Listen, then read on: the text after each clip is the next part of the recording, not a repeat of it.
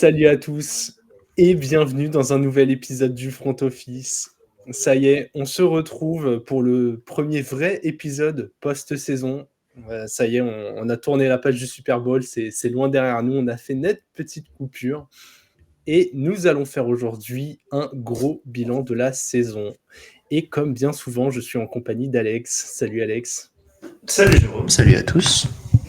Je précise comme bien souvent, mais les choses vont changer très très très bientôt. Vous allez voir un peu plus de monde à l'écran. À commencer, Alex, par demain soir, en live, 21h01, la Game Zone. Demain, on ne sait pas quel jour on diffuse cet épisode, on l'enregistre mercredi, mais du coup pour ceux qui l'écouteraient C'est vrai. jeudi, c'est ce soir. Ce soir, 21h, donc jeudi 29 février, voilà, on fait tous les 29 février, il y aura une Game Zone. Euh, je peux m'y engager. Donc remettez ce message dans 4 ans si vous avez envie. Mais en tout cas, j'ai 4 ans devant moi pour préparer une Game Zone. J'ai surtout un jour pour préparer une Game Zone là devant moi. J'allais dire, tu les prépares pas 4 heures avant, alors 4 ans avant, t'es bien ambitieux. Ouais, c'est ça. Donc non, ça va avancer, hein, ça va avancer, j'en suis certain. En tout cas, vous avez déjà eu le tweet du coup de promo pour ceux qui ont Twitter. Pour les autres, vous l'apprenez là. On a dévoilé notamment les prénoms de nos futurs camarades. Si vous n'avez pas Twitter, vous les découvrirez demain soir. Hein, voilà. C'est ça. Et pour ceux qui n'ont pas envie d'aller sur YouTube et sur Twitch demain, même si YouTube le front office, Twitch le front office, toutes les rediffs sont dispo sur YouTube dans la catégorie live. Et puis de manière, il y a une petite playlist exprès pour. Donc si vous pouvez pas être là à 21h, vous pouvez quand même regarder. Et on présentera tout le monde. Enfin, tout le monde se présentera surtout. Et comment dire. Et si jamais donc vous ne voulez pas aller sur YouTube, etc., parce que vous voulez pas voir nos têtes, pas de souci. On essaiera de vous mettre les présentations des gens en format épisode. Donc Ouais. ce sera peut-être 15 minutes à tout casser. Ce sera le début, du coup, ce sera un peu en format live. Donc si vous. Voilà. Mais au moins, vous aurez une petite idée de qui est qui. Parce que ce sera là où on fera les introductions. On va pas le faire à chaque épisode ensuite. Exactement, on a un peu prévu de scénariser la chose quand même, car si vous suivez le compte, vous avez vu en ouvrant cet épisode que c'est le 199. Il a popé ici bien volontairement pour que cette introduction soit donc l'épisode 200. Gros cap, nouvelle centaine de passés avec la nouvelle équipe. Je crois, Alex, qu'on a fait le tour des infos principales. Hein, tu l'as redit, hâte le front office à peu près partout. On l'a beaucoup dit en fin de saison, mais abonnez-vous, notamment sur Instagram, ça va se relancer. Là, maintenant, on peut dire ça va se relancer. On ne sait pas encore sous quelle forme, mais il va se passer des choses. Un peu moins d'ambition, mais plus de régularité. C'est ça notre Exactement. ambition. Ouais. Et c'est déjà beaucoup mieux que beaucoup de joueurs en NFL. Voilà. C'est ça. Allez, Alex, je te propose que l'on attaque un peu cet épisode bilan de la saison. Alors, on va faire des bilans par division, on détaillera un peu pour chacune des équipes ce qui s'est passé. Là, l'idée pour l'épisode du jour, c'est de donner chacun un truc qu'on a aimé, un truc qu'on a moins aimé, et un truc qui nous a surpris en bien ou en mal, un petit peu une carte blanche qui peut concerner autant le terrain que ce qui s'est passé en dehors du terrain. Voilà, on est vraiment sur l'écosystème de la NFL. Et d'ailleurs, Alex, je vais te laisser commencer avec ce que tu as le plus aimé, puisque je n'ai absolument aucune idée de quoi tu vas parler. C'est faux, parce que je t'ai même envoyé tout ça bien avant le début de l'épisode, probablement 30 secondes avant, ou 10 secondes avant. Donc tu as toutes les infos si tu les voulais, mais tu ne veux pas les chercher. Moi, ce que j'ai noté comme truc qui m'a surpris en bien, c'est la compétitivité au top de la NFC. Il y a toujours un peu comment dire, il y avait l'hégémonie Eagles et comment dire, et Niners la saison dernière un peu plus avec un peu les Cowboys, etc. Mais je trouve qu'il y avait, enfin, c'était vraiment une bataille à deux. Je trouve que cette année, c'était beaucoup plus intéressant avec l'arrivée des. Bah, un peu on sait que les Cowboys seront toujours là en saison régulière, Ouais. donc en NFC, c'est intéressant. Et ensuite, du coup, c'est plus dangereux pour les Eagles pour les playoffs derrière. Il y a toujours un intérêt, hein, même si on pense que Cowboys vont perdre, machin. C'est pas tout le temps le cas, c'est souvent le cas, mais ils peuvent gagner un match de temps en temps. Et ensuite, on a les Lions qui sont arrivés. Ça te fait quand même 4 belles équipes en NFC qui sont là et on a l'impression qu'ils sont là pour durer. C'est un peu aussi, de manière générale en NFL où tu as quand même l'impression que les équipes moyennes progressent toutes et qu'il y a un moment où tu es une très, très bonne équipe, tu peux lâcher d'un coup. Mais je trouve que pour lâcher, il y a plus de temps. C'est un peu plus Ouais, rare, de lâcher. Donc voilà, moi, c'est la compétitivité au top de la NFC. Je parle pas de l'AFC parce que c'est la même chose depuis plein de saisons. Mais voilà, j'ai bien aimé cette bataille, un peu plus poussée et on a quand même vu des surprises, hein, avec les Bucks notamment, qui sont allés en playoff et qui ont gagné des matchs. Donc voilà, j'ai bien aimé cette partie-là. ouais, ouais, je suis assez d'accord avec toi. Tu as parlé des Bucks, j'allais même citer les Packers qui ont été un peu Mmh. irréguliers, qui sont encore jeunes, mais ouais, qui ont été compétitifs, quoi. Ils ont posé des problèmes aux Niners, notamment, en playoff et quand on voit où sont allés les Niners, on se dit que la presta était sérieuse. Donc ouais, ça fait plaisir d'avoir un peu, cette sensation de niveau rehaussé, en NFC, même si ça réduit juste un peu le fossé avec la FC, quoi. Parce que Ouais, c'est un peu ça. mais on prend jusqu'à un jour avoir, la suppression des conférences pour les playoffs. Il y aura pas ça, impossible. Ouais, J'y crois pas du tout. ouais, C'est j'y trop crois pas. historique. Ah mais c'est marrant, je cite ça parce qu'en ce moment, c'est aussi le débat en NBA où la conférence Est est plus faible, ou en tout cas moins dense que l'Ouest et où tout le monde dit: «Ah, est-ce qu'on serait pas favorable à une suppression?» Du coup, le débat, revient sur la table à chaque fois autour des playoffs, quoi. Moi, je trouve que ça a du sens de supprimer alors pas en NFL, hein, mais je trouve en NBA, ça aurait du sens de supprimer les comment dire? Les conférences une fois que les équipes sont qualifiées en playoff par la conférence. Oui, je vois ce que tu veux dire, OK. Tu prends les 8, enfin, Ouais, bon, tu peux te faire ton play-in un peu plus si tu as envie. Tu prends tes 9 et 10 de chaque, conf. À la limite, pour les play-in, tu peux prendre les 4 meilleures équipes de la ligue qui ont pas fait les playoffs. Et là, ça te fait ton play-in, c'est un peu plus logique. Ensuite, tu fais de 1 à 16. oh la mini coupe de la ligue, incroyable. Non, mais il y a un truc, je trouve que ça a plus de sens. Qu'en NFL, où tu as trop de batailles de division, trop de le bilan Ouais, de la conférence est trop important, l'histoire du Super Bowl qui est, ouais, AFC ouais. contre NFC, trop compliqué, je trouve, de changer ça. Tu as pas envie, je pense, d'avoir, Chiefs-Bills au Super Bowl, ça a aucun sens parce qu'il y aurait toujours le: «Ouais, mais normalement, ça, c'est pas un Super Bowl». Ouais, ouais, oui, oui, oui. Je suis 100 d'accord, mais je lançais le sujet quand même. Il y a des ardents défenseurs qui se disent: «Ouais, l'équité sportive avant tout, si tu nul, t'es nul, Ça, je suis si d'accord. si la FC sont meilleurs et qu'on a 4 meilleures équipes, bah, c'est la FC, bah, tant pis pour la NFC». Ça, je suis pas d'accord, mais je vois l'idée. Allez, je vais passer à mon point positif qui est, la classe de rookies que j'ai trouvé vachement, NFL ready. Je suis pas rentré dans le détail de comparer, combien il y avait eu de pro bowlers, par rapport aux autres saisons ou quoi que ce soit, ou de joueurs en tout cas qui ont bien contribué.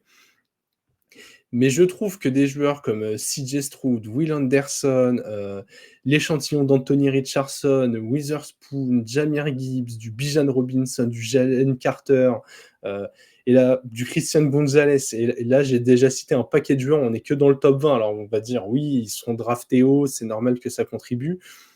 Même en descendant un peu plus loin, on voit qu'un Marvin Mims a eu un bon rôle chez les Broncos, en équipe spéciale. On a du Puka Nacua, top saison.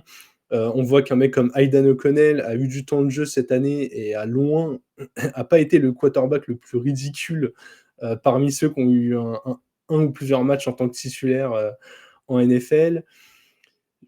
Franchement, je sais pas ce que tu en penses, mais moi, ça m'a vachement plu de voir des jeunes, tout de suite performants et pas juste, ouais, venir en tant que contributeur, avoir des rôles, majeurs, quoi. Ouais, je suis d'accord. Tu as du Tank Dell, par exemple, en Ouais, receveur qui a été très bon et j'oublierai d'autres joueurs évidemment. Mais, si, comment? Bref, il y a un gars aux Lions, mais j'oublie son nom. Brian Branch? Oui, exact, ouais. Bah, lui pareil, super saison, enfin, tu as vraiment beaucoup de rookies qui sont bons et surtout les très bons rookies sont vraiment là, quoi. Ouais, Je veux dire, CJ Stroud, je pense qu'il était beaucoup dans la conversation de Offensive Player of the Year. Puka Nacua était aussi très, très bon, dans ce niveau-là. Heu, Défensivement, on a vu, hein, enfin les Texans, ce qu'ils ont fait de manière, c'est monstrueux ce qu'ils ont fait à la draft. Alors OK, tu avais le pick 2 et 3, mais tu avais Ouais, surtout le 2 et le 12 et tu es quand même monté pour aller chercher le pick 3. Tu as bien fait et ouais, c'est top. C'est vraiment bien d'avoir des rookies qui prennent la place directement.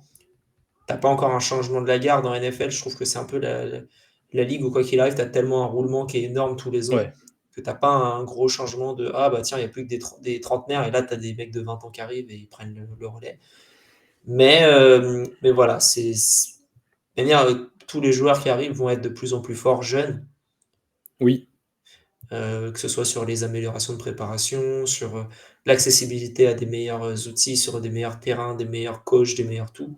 Donc tu seras meilleur plus vite. Et comme tu es au top de ta forme physique quand tu es jeune, surtout tu arrives en NFL, tu as 22 ans, mmh. tu es au top globalement. Donc tu seras meilleur.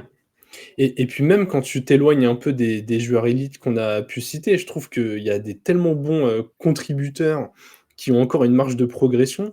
Je vois au 6e tour, Andrei Iosivas, le receveur des Mm. Bengals, lui, sacré potentiel et je trouve que ce qu'il a fait cette année était très sympa. Il y a A.T. Perry chez les Saints, pareil, qui a fait une bonne saison, c'est un 6e tour.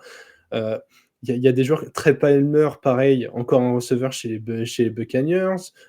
Parker Washington qui, quand il y a eu des blessures chez les Jaguars, pareil, on l'a vu un Ah, peu, enfin là, tu fais quand même les fonds de tiroir, mais oui, je vois ce que tu veux dire sur l'ensemble. C'est que tu contribues à ton niveau du peu d'opportunités que tu as. Ça reste quand même peu d'opportunités. ouais, Tu cites Perry des Saints, il a rien, enfin, il a touché 3 ballons, je pense, j'exagère, mais euh, ouais, quand même sur, enfin, tu vois, moi j'ai pas mal d'images comme ça sur du jeu profond où quand même il était un peu impliqué et où en fait, j'avais l'impression ces dernières années qu'on voyait beaucoup potentiellement des vétérans, tu vois, dans ce rôle-là, tu vois, un peu du Robert Woods de 40, qui aurait 40 ans et qui serait receveur 4 et qui ferait ses 2 catchs par match, enfin, tu vois?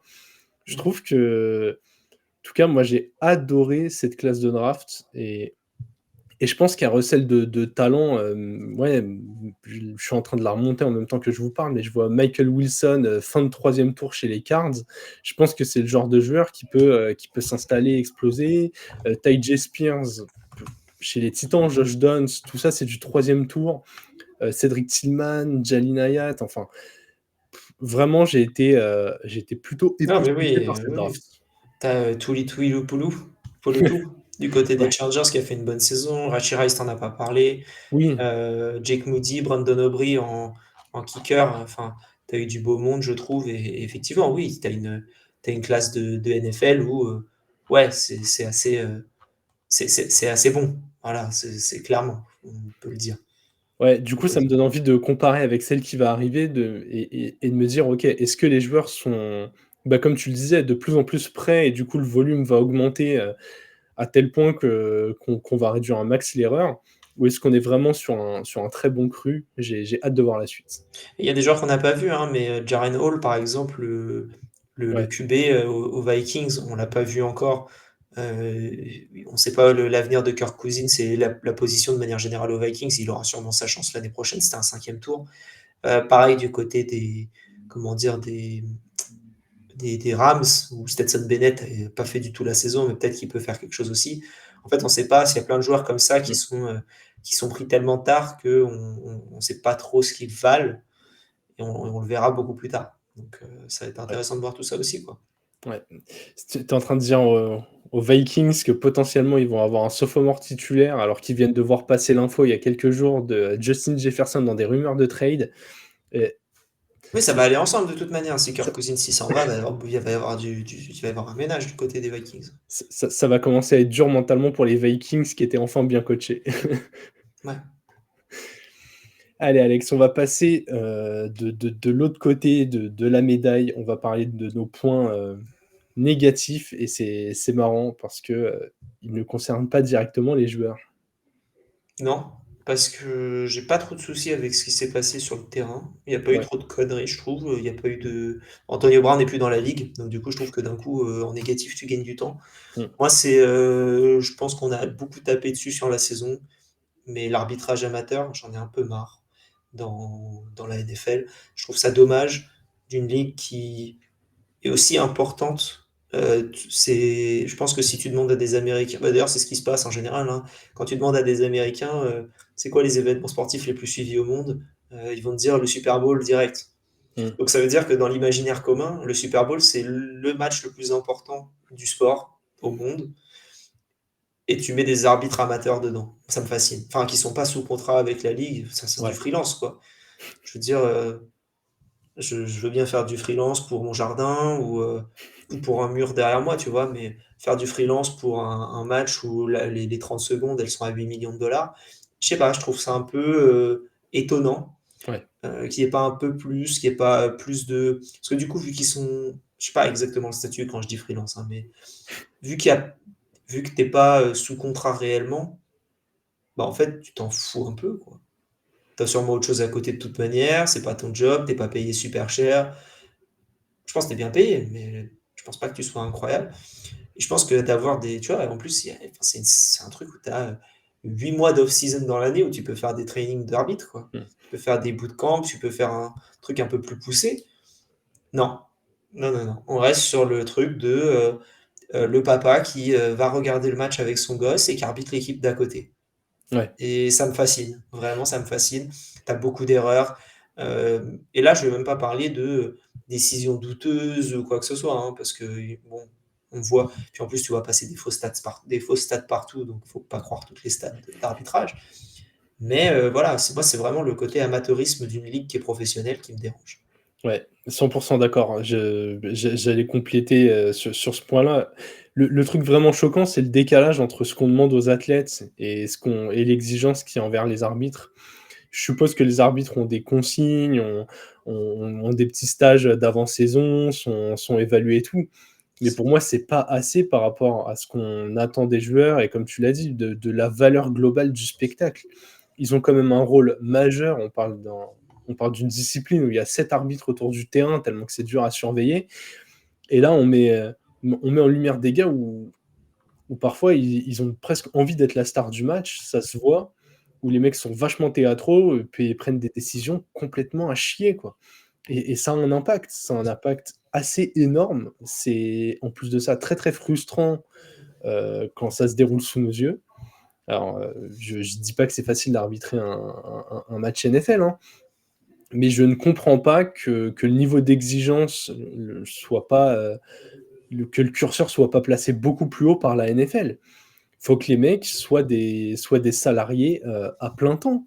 Que les gars travaillent sur les règlements en off saison, travaillent sur la formation des futurs arbitres, heu, limite qu'on les envoie même de temps en temps sur des ligues, plus amateurs pour, affûter leur œil s'ils le font. Enfin, qu'on trouve des moyens, des programmes pour les mobiliser, mais oui, c'est en tout cas moi en tant que fan, ça me gâche régulièrement le spectacle de me dire: «Ah vas-y, le match il était trop bien» et en fait la dernière minute 30 elle est à chier parce que, ils ont voulu que telle équipe gagne, ça a appelé une interférence de passe mytho et en fait le match derrière, même pour l'analyser, tu es en mode: «Bon bah, telle équipe a gagné alors qu'elle était moins bonne» et derrière on va te dire: «Oh mais ils ont gagné le match». Oui bah, écoute, au bout d'un moment c'est compliqué quoi.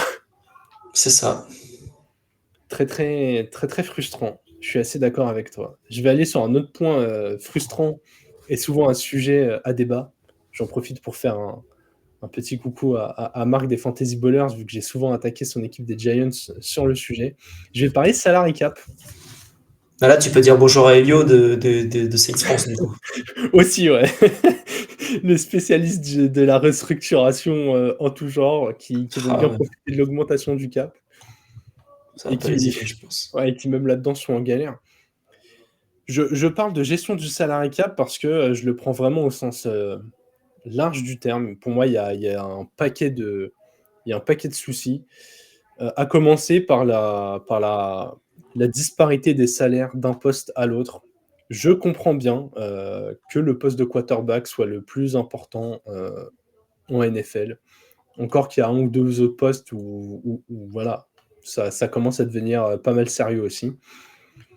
Mais que des mecs prennent des des des billets, mais à une hauteur irraisonnable, même quand ils sont pas spécialement l'élite de leur poste, ça me tape sur le système. quand je vois un Garoppolo qui va être coupé là, un an après son nouveau contrat, C'est que logique, ça, pour le coup, quand il a été signé, tout le monde savait qu'il serait cut l'année saison d'après s'il était pas bon. ouais, ouais, non, mais bien sûr, mais tu vois que du coup, toi, tu mets déjà une grosse partie de ton salaire là-dessus. On peut parler du contrat de Derek Carr. Si mon coucou à Marc, il est là pour le contrat de Daniel Jones, bien évidemment. Quand tu vois qu'à côté de ça, Saquon Barkley récupère des miettes et que quand tu regardes la saison de Saquon, c'est à peu près la seule éclaircie qu'il y a eu dans l'attaque de cette équipe pendant les 3 quarts de la saison. Enfin, moi, franchement, je pense, je ne sais pas, ça se trouve, je dis une énorme bêtise, mais je pense qu'il faut plafonner le pourcentage de salary cap qu'on peut te donner à un joueur, quoi. C'est peut-être déjà le cas et je dis peut-être une énorme bêtise et en fait, ça se trouve, ça existe et la barre, elle est à 45% pour les quarterbacks. Mais il faut réduire ça. En fait, ça devient même inhumain pour d'autres joueurs. Là, je lisais les rumeurs de potentiel cuts. Quand je vois qu'un mec comme Nick Chubb, oui, énorme blessure et tout, ça va devenir un cut presque évident parce que bah, le gars, c'est un running back, parce qu'il prend de l'âge, parce que énorme blessure. Je veux dire, la même blessure chez un quarterback, on ne se pose pas la question. Si le mec il est au niveau de Nick Chubb à son poste, on se dit, bah ok, on te revoit dès que tu te remets de ta blessure, quoi. Non, mais impossible qu'il cut Nick Chubb, j'y crois pas. Franchement, si tu peux faire de la place dans le cap, quand tu Ah, vois comment. j'ai entendu des histoires comme quoi oui, mais visiblement non. Oui, non, Ça mais voilà. va. Pour moi, c'est un des meilleurs running backs de la ligue. On verra comment il revient de sa blessure. C'était qu'un exemple parmi d'autres dans les nombreux articles de potentiels cuts.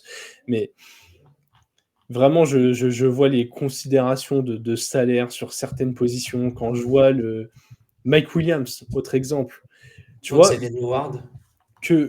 ouais, en fait, que les quarterbacks touchent beaucoup d'argent, ok, poste vraiment très important. Mais par exemple, l'écart entre les receveurs et les running backs, alors qu'en vrai, des bons receveurs, ça se trouve quand même, et que des receveurs moyens prennent des sommes énormes sans être bons, moi, ça m'embête très fortement, quoi. Et il y a ce côté aussi pervers du contrat rookie qui fait qu'on va de plus en plus aller dans des setups d'équipe où soit ta structure est prête, il te manque qu'un quarterback, et tu vas te dire, bah attends, je fais une saison pourrie pour en drafter un haut, et si ça fonctionne, très très bien. Ou à l'inverse, tu vas avoir une équipe où tu as un top QB et tu vas te dire, ok, bah, mes running back, mes receveurs, non, non, on va prendre en volume des joueurs sur les skill positions et s'il y en a un ou deux qui explosent, bah très bien, on fera venir un vétéran quand on sera sûr de pouvoir gagner. Mais dans tous les cas, peu importe le format, tu vas te retrouver avec des postes qui vont pâtir, quoi. C'est ça. Et il y a un côté très, je trouve encore plus qu'en NBA, on sait, ça reste un business, hein. Mais je trouve qu'il y a quand même un côté abattoir, un côté on enchaîne, un côté jetable des athlètes que je trouve presque irrespectueux. Et moi, j'avoue, ça me gêne. Donc voilà, je voulais mettre l'accent là-dessus, vu qu'on est dans cette période où on parle énormément des cuts et qu'à côté de ça, on se demande comment on se débarrasse de gros contrats. Et bah, je sais pas si un jour un GM nous écoutera et aura envie de revoir cet épisode, mais arrêtez de donner des contrats pourris à des joueurs qui méritent pas, quoi. Que Mahomes prenne 60 millions l'année, oui, le gars, il a clairement montré que tu pouvais gagner. Là, on avait la discussion en off il y a quelques jours. Quand tu vois que Tua Tagovailoa, ça réfléchit autour de l'extension. Moi, je comprends. Le mec, il va venir dans le bureau, il va dire, moi, les gars, Deshaun Watson, il touche 50 millions. Si j'ai pas 55, ça va être embêtant. Désolé, si les Dolphins donnent plus de 50 millions à Tua, je comprends pas l'idée, quoi. Bah, l'idée, c'est que le remplacer, ça te coûte plus cher, ça te coûte du temps, ça te coûte ça te coûte beaucoup de choses. En fait, tu vois le temps gagné aussi. Ouais, Moi, mais je comprends est-ce que, cette idée, mais j'ai du mal. Non, mais oui, oui, je suis d'accord avec toi. est-ce que C'est tu juste que gagnes du temps? Genre, moi, je pense que cette année, on a vu le plafond de l'équipe. Tu vois? Je pense qu'une fois que tu as cette information-là, tu te dis, OK, avec Tua, on lui a donné l'arme ultime en Tyreek Hill. Franchement, le jeu au sol cette année, tu pouvais pas espérer plus de Mostert. Les matchs d'Hatchain étaient sympas. Tu as renforcé la défense. Enfin, tu es allé chercher Jalen Ramsey. Tu as Xavier Howard. Non, non. Alors, OK, il y a eu des blessures et tout. Mais globalement, tu vois le chantier que c'est l'AFC. Tu te dis que même en ayant un ou deux renforts, les Dolphins, je les vois pas candidats l'année prochaine. Et bah, OK, si tu vois, ils demandent 50 millions, et bah, non, tu vas les prendre ailleurs et on repart sur un cycle.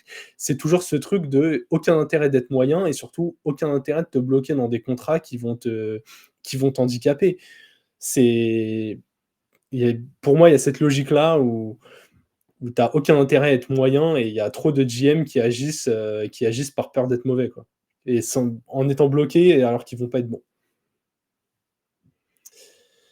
Voilà, voilà. Hésitez pas à me dire ce que vous en pensez parce que vraiment c'est une question hyper large et j'ai pas de solution miracle, mais j'avais ce petit coup de gueule. Alex, on va passer sur notre carte blanche et là on est un peu plus de retour sur les terrains. Oui, moi j'ai noté le changement d'équipe, enfin le changement de statut d'équipe en une année. Dans le sens où ça me surprend. Je Ouais. m'attendais pas à voir les Texans aussi haut. Je m'attendais pas à voir les Chargers aussi bas. Alors ça veut pas dire qu'ils ont changé de statut, les Chargers, hein, c'est toujours une franchise de la loose. Mais je m'attendais pas à les voir aussi bas. Je m'attendais pas à voir les Lions aussi haut. Euh, Il y a beaucoup d'équipes comme ça où je suis assez surpris. Les Patriots, la chute, elle est entamée depuis des années, mais tout de même, enfin là, on est clairement dans une franchise qui n'a plus rien. Ouais. Elle a que l'histoire, quoi. Mais t'es plus rien, quoi. T'es l'équivalent de Saint-Étienne. Alors, j'aime bien les Stéphanois, tu vois, mais t'as plus que ton histoire, en fait. T'as ton histoire et t'as ton stade et c'est tout. Et t'attends que Pascal Feindouno il revient dans les tribunes pour dire ah, j'exagère, hein, plus Dominique Rocheteau, mais voilà quoi. Bref, il y a des choses comme ça. Les Bengals, en fait, c'était la franchise qui était censée être au top du top. Et d'un coup, bah. Et en fait, là, bon, il y a eu des blessures, etc. Il y a eu beaucoup de choses. Les Titans qui étaient au top de l'AFC il y a 2 ans ou 3 ans, là Mmh. aujourd'hui, ils sont au bas de leur division. Euh, Enfin, voilà, je pense que c'est à peu près tout là ce que j'ai en tête comme ça. Mmh. Oui. Mais voilà, ce changement de plein d'équipes qui pas me fascine, mais j'ai trouvé ça cool de voir que OK. des équipes puissent changer de niveau comme ça. Et j'allais te demander ton avis là-dessus parce que je suis partagé et je trouve que les 2 camps se défendent. Je sais pas si je trouve ça bien que d'une année à l'autre, ça puisse changer, que du coup, il y a un renouvellement et que ça permette un peu, bah, comment dire? À des nouveaux fans qui découvriraient d'avoir des équipes un peu, différentes et du coup, tu vois? Souvent, on aime bien les franchises soit qui gagnent, soit qui ont un truc un peu spécial, donc ça enrichit un peu toutes les fanbases. Ou à l'inverse, est-ce que pour les gens qui sont un peu plus, connaisseurs, tu te dis: «Oh là là, impossible de voir une continuité, d'une année à l'autre». Globalement, les 2 seules équipes, qui sont, vraiment archi fortes depuis, 5 ans, c'est les Chiefs et les Niners et du coup, ils ont joué, 2 Super Bowls en 5 ans, quoi. Enfin 2 Super Bowls l'un contre l'autre en 5 ans. Tu vois, je suis un peu partagé entre ces 2 trucs-là de me dire en même temps, d'une année à l'autre, ça rend les choses difficiles à lire, quoi. Je Pareil, n'hésitez pas à nous dire en commentaire, peu importe où vous écoutez d'ailleurs, hésitez pas à nous donner votre avis. Moi, je suis hyper curieux. Là, vraiment, c'est bilan sur des grosses tendances de la saison, mais qui peuvent être amenées à perdurer, à se confirmer, à s'infirmer, donc hyper curieux d'avoir vos retours. Ma petite surprise, c'est une surprise un peu négative. Du coup, ça me fait 2 points négatifs dans cet épisode malheureusement, mais c'est, l'attribution des trophées et encore une fois, j'aurai ce petit parallèle avec la NBA, mais, je commence à trouver que toute cette partie trophées et j'inclus dedans, les nominations, Pro Bowl ou All-Star pour la NBA, je trouve que ça commence à perdre beaucoup de son sens, beaucoup de sa valeur. Je suis, heu je suis hyper embêté là. Le trophée de MVP cette année, il a été discuté pendant une bonne partie de la saison et plus on avançait dans la saison, plus on s'est dit: «Mais de toute façon, c'est un trophée de QB, ils vont le donner à un quarterback» et en fait, je je trouve que cette année, si un gars comme McCaffrey peut pas l'avoir, c'est ultra compliqué. Alors je comprends qu'il soit pas, entre guillemets «aussi valuable» qu'un quarterback et encore ça se discute, mais En fait, dans un sport comme la NFL où les gars sont là que sur la moitié des phases de jeu déjà entre guillemets, soit tu es là en attaque, soit tu es là en défense, c'est rare les mecs, à part des receveurs qui sont là aussi en équipe spéciale, qui font beaucoup de snaps ou potentiellement des corners archi hybrides, genre un Nixon des Packers qui est receveur, cornerback, retourneur de punt. Sinon, déjà tu es là la moitié du temps et je trouve que ouais, je commence à me demander s'il y a un intérêt d'avoir ces trophées. Je comprends qu'historiquement, on aime bien dire: «Ah, il a eu le trophée de MVP», mais j'ai l'impression qu'avec notre génération, ils ont beaucoup moins de poids. Là, si on va voir, les gens qui suivent la NFL depuis 5 ans, qu'on leur demande qui est le meilleur joueur en NFL, je pense que les réponses qu'ils vont donner Lamar Jackson seront pas si nombreuses que ça, alors que le gars a eu 2 trophées dans les 5 dernières années. Et en fait, je trouve que ça symbolise parfaitement, la perte de sens du trophée de MVP. Je serais vachement plus, intéressé d'avoir juste une équipe type et où tant pis quoi, on fait des concessions, on arrête avec ces on arrête avec, «Ah bah attends machin, on va le mettre joueur offensif de l'année parce qu'il a pas été MVP». En plus, joueur offensif de l'année, ça veut dire quoi, en fait? C'est même la définition du trophée, elle est pas claire. C'est quoi? C'est le deuxième du classement de MVP qui a pas eu le MVP? Genre, c'est le gars qui a le plus dépassé, survolé, les plafonds à son poste, enfin.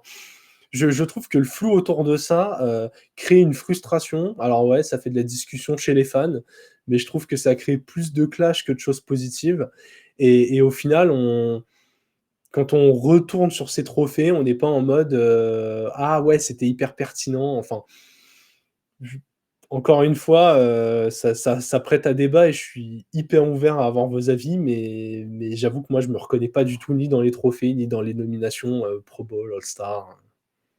Les gens se souviennent plus du Super Bowl MVP. Ouais, vachement plus.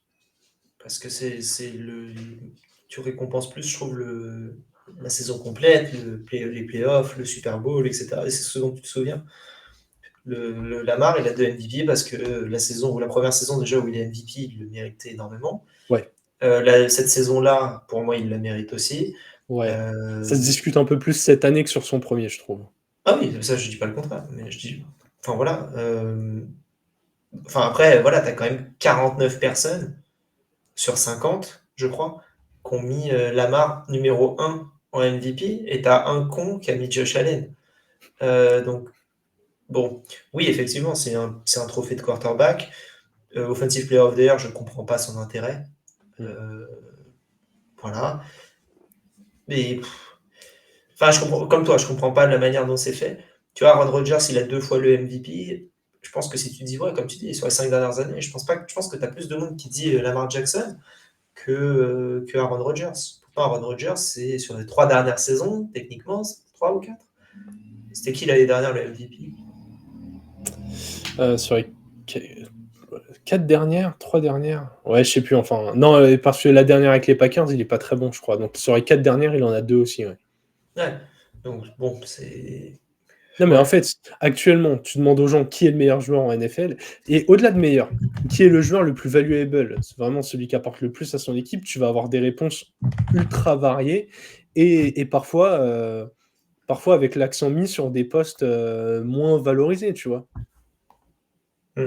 Tu as Oui, oui. des tu des corners ou des linebackers qui sont tellement bons que, tu vois, genre, tu peux te dire dans la ligue actuelle qui passe, énormément, dans les airs où il y a vraiment des receveurs, incroyables combinés avec des quarterbacks qui lancent énormément, avoir un top corner, c'est génial, quoi. Mmh, bien sûr. Donc ouais, moi je serais pour qu'il y ait une seule équipe type vraiment, 11 gars en attaque, 11 gars, en défense, des équipes spéciales et qu'on ait, l'équipe de la saison et qu'on sacralise ça et au-delà d'un donc Super Bowl MVP, allez, on peut le garder parce que les gens aiment bien. Moi, j'aimerais bien avoir un playoff MVP. Un mec vraiment, tu viens, son rush de playoff, il est tu vois? Parce que c'est pas des playoffs comme en NBA où les gars jouent, potentiellement 4 séries de 7 matchs, ils Simple. peuvent jouer jusqu'à 28 matchs et une demi-saison. Genre là, tu as un rush de 3 ou 4 matchs et je trouve ça bien aussi d'avoir une consistance. Genre, est-ce que là, si admettons, je sais pas, un MVS, il avait réceptionné 3 TD au Super Bowl, mais 3 TD lancés par Mahomes, et que genre dans le lot, il y a une réception de dingue. Tu le donnes à MVS et tu as envie de garder ça en souvenir, je suis pas sûr, tu vois. Je pense pas. C'est un avis, hein, mais je ouais, voilà, je suis assez perplexe sur la façon dont les trophées sont donnés, et je disais analogie avec la NBA parce que déjà NBA, c'est un peu mieux. Les gars sont là en attaque et en défense, sont toujours, sur le terrain, font à peu près les mêmes choses entre guillemets, hein, voilà, ils mettent des paniers, ils empêchent les autres de marquer. Là où vraiment en NFL, ça n'a mais aucun intérêt, quoi. Mmh. Je veux dire, les Ravens, ok, top saison, mais les mecs ont une des meilleures défenses en saison régulière de l'histoire de la NFL. Du coup, cette saison géniale, qui en plus n'est pas une saison en bilan de 15-2, hein. Le mec récompensé, c'est Lamar, quoi. Enfin, je trouve ça fou. Je trouve ça fou. Voilà, voilà, Alex, hein. Je crois qu'on a fait le tour. En plus, on a soulevé pas mal de sujets qui prêtent à réaction, donc j'espère qu'on aura, matière à échanger avec vous, que ce soit, sur YouTube, Twitter, Spotify, là où vous vous sentez, d'échanger. Je te laisse conclure en rappelant les infos de la Game Zone pour demain? 21h01 Ou pour ce jeudi, soir? pour ce soir, probablement ce soir d'ailleurs.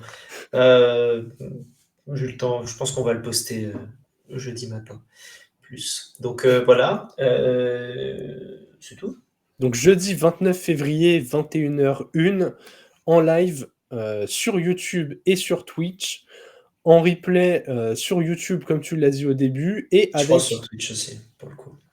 je sais pas si on l'a activé, on peut peut-être voir, pour l'activer, en tout cas, allez voir dans les diffusions récentes, mais si ça y est pas, il sera au moins sur YouTube. Oui, ça Et c'est sûr. du coup, l'introduction de nos 3 nouveaux camarades de jeu, qui sera fait donc demain en début de live et qui sera disponible sur les plateformes de streaming, en tant qu'épisode 200, épisode, spécial. On atteint les 200 épisodes, on a passé les 100 abonnés sur YouTube, on est bientôt au cap des 500 abonnés sur Twitter. Allez vous abonner, faites-nous péter ça. Vraiment, on avance un peu partout grâce à vous, donc merci beaucoup. Au-delà de la Game Zone, les contenus, du coup, on va arriver sur les 8 bilans de division et on essaiera de communiquer un peu plus à l'avance. Ça, je m'y engage sur un peu notre calendrier éditorial, que vous ayez un peu des, sans avoir une date précise, mais au moins des gros horizons sur les types de contenus qui vont arriver. Voilà, voilà. À 5, vous allez avoir des nouveaux visages et j'en profite, je passe quand même le coucou à nos camarades des bowlers qui, malgré nos renforts, seront, toujours, les bienvenus chez nous pour faire des épisodes. Sur ce, on espère vous voir tous à la Game Zone. Pour ceux qui sont, pas là, portez-vous bien, bonne fin de semaine et vive le football.